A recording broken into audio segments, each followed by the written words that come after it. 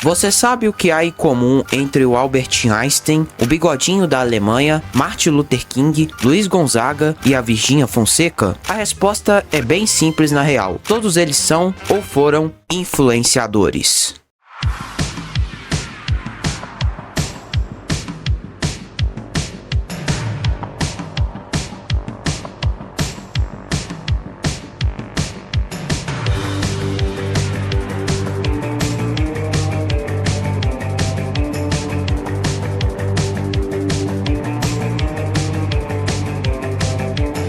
Seja para o bem ou para o mal, ambos tiveram um papel importante na humanidade, e eles mudaram a percepção do mundo acerca de algo que estava defasado ou até mesmo do que precisava ser remodelado. Hoje em dia a gente tem uma visão extremamente diferente do que é ser influenciador. Quando a gente fala essa palavra, rapidamente pensamos em nossa cabeça em internet, Instagram, redes sociais e etc. Mas as coisas nem sempre foram assim.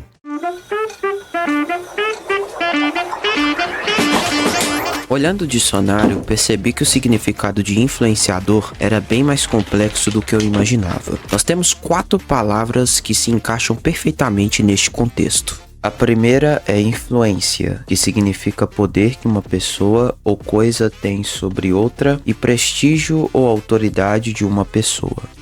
A segunda é a palavra influenciar, que significa contribuir para mudanças em pessoas ou coisas e aceitar a contribuição de alguma coisa ou de alguém ao pensar e agir. A terceira é influente, que é uma pessoa que tem influência sobre os outros. E a última é influir, que é contribuir para mudanças em pessoas ou coisas e ter importância ou valor em algo.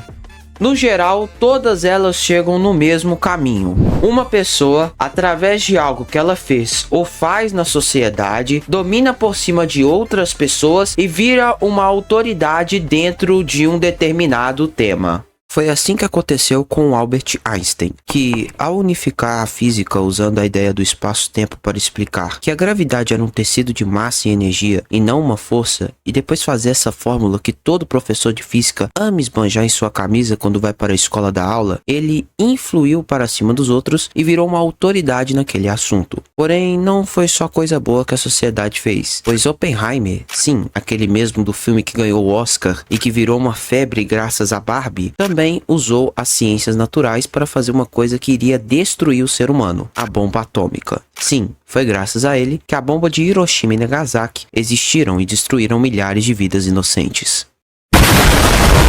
Mas, afinal, o que faz ou fez uma pessoa se tornar influente, se tornar uma influenciadora? Bem, olhando um pouco a história e também um pouco da minha visão acerca desses acontecimentos, existem 2 tipos de influenciadores que tivemos ou que temos na sociedade. Primeiro, o esforçado.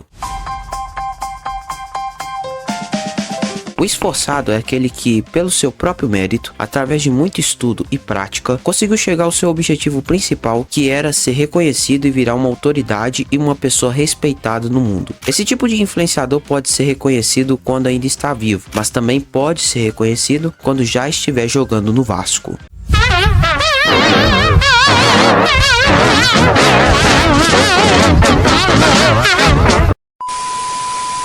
Alguns exemplos desse tipo de influenciador são Nikola Tesla, Van Gogh e Cartola. Ambos estavam à frente do seu tempo, porém foram reconhecidos depois de muito tempo, só quando já estavam no fim da vida, falecidos e virando pó. Outro exemplo que eu posso dar também é o Enéas Carneiro, que estudou, batalhou e foi esforçado em tudo que ele fez, porém foi receber reconhecimento pelas suas falas somente após a sua morte. É claro que também existem exemplos de pessoas que através de seu esforço receberam ou estão recebendo reconhecimento durante a sua vida. Um exemplo disso são os donos das Big Techs, como Steve Jobs, Bill Gates ou até mesmo Elon Musk. Todos eles de alguma forma mudaram de alguma maneira a sociedade. E de todos esses que eu citei, para mim o Steve Jobs é o maior, porque ele transformou a indústria do smartphone que saiu disso para isso.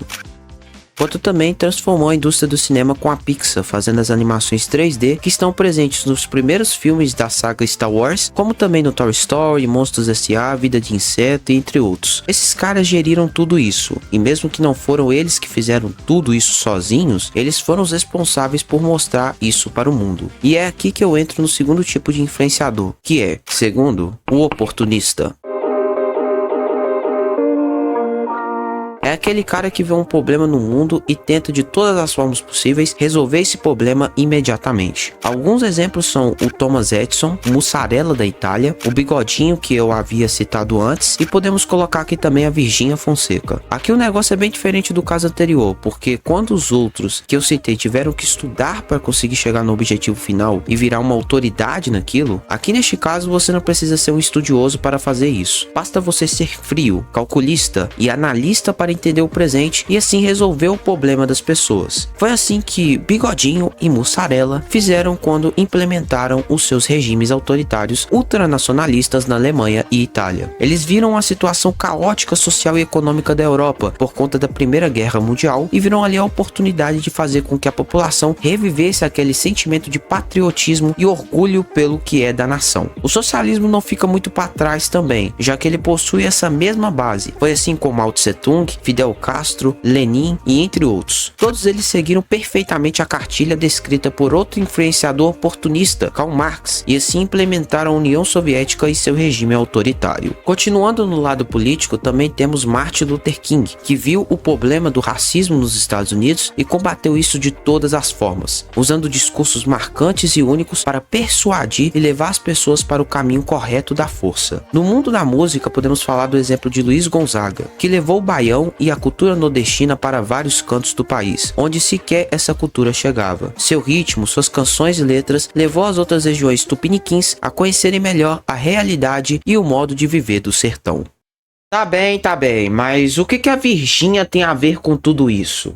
Bem, a Virgínia é um caso bem particular. Em várias ocasiões ela aproveitou a oportunidade e simplesmente agarrou ela. Foi assim com o Resident Evil, depois com o Zé Felipe e agora com o Vini Jr. Junto a isso, para montar e fazer com que sua influência continue de pé, ela criou uma empresa de maquiagem para sustentar ainda mais seu prestígio no cenário brasileiro. Você pode, assim como eu, não encontrar razão do porquê essa mulher faz tanto sucesso ou possui uma base de fãs tão engajada assim, mas temos que admitir uma coisa: ela possui uma influência enorme na mídia e no público. Para concluir essa parte, eu quero terminar falando sobre o livro de Robert Greene, que é As 48 Leis do Poder, e dizer sobre duas leis que os influenciadores aplicam muito e que elas são as responsáveis por gerar autoridade e prestígio que eles passam. Elas são a Lei 35, que diz o seguinte: domine a arte de saber o tempo certo. Julgamento. Jamais demonstre estar com pressa. A pressa trai a falta de controle de si mesmo e do tempo. Mostre-se sempre paciente, como se soubesse que tudo acabará chegando até você. Torne-se um detetive do momento certo. Pareje o espírito dos tempos, as tendências que o levarão ao poder. Aprenda a esperar quando ainda não é hora, e ataca ferozmente quando for propício. E a Lei 43, que diz o seguinte: conquiste corações e mentes. Julgamento. A coerção provoca reações que acabam funcionando contra você. É preciso atrair as pessoas para que queiram vir até você. A pessoa seduzida torna-se um peão fiel. Seduzem-se os outros atuando individualmente em suas psicologias e pontos fracos. Amacie o resistente atuando em suas emoções, jogando com aquilo de que ele gosta muito ou teme. Ignore os corações e as mentes dos outros e eles o odiarão.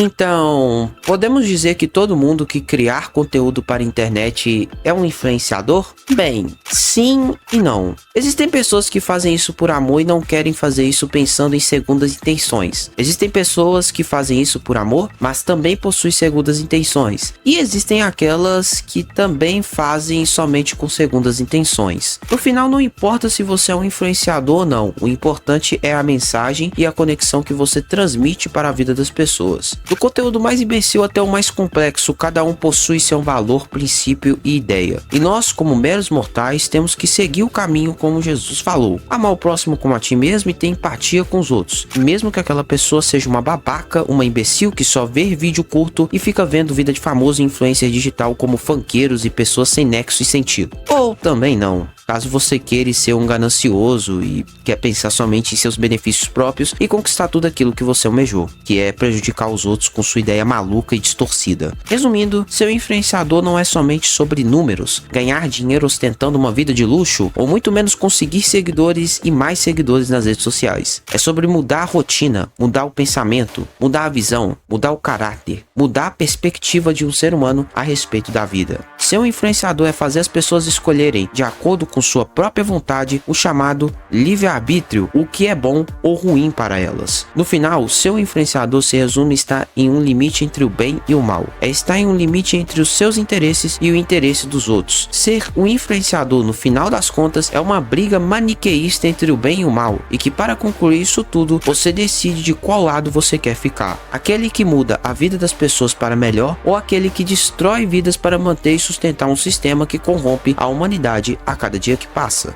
A escolha final é unicamente, totalmente, exclusivamente e especialmente sua.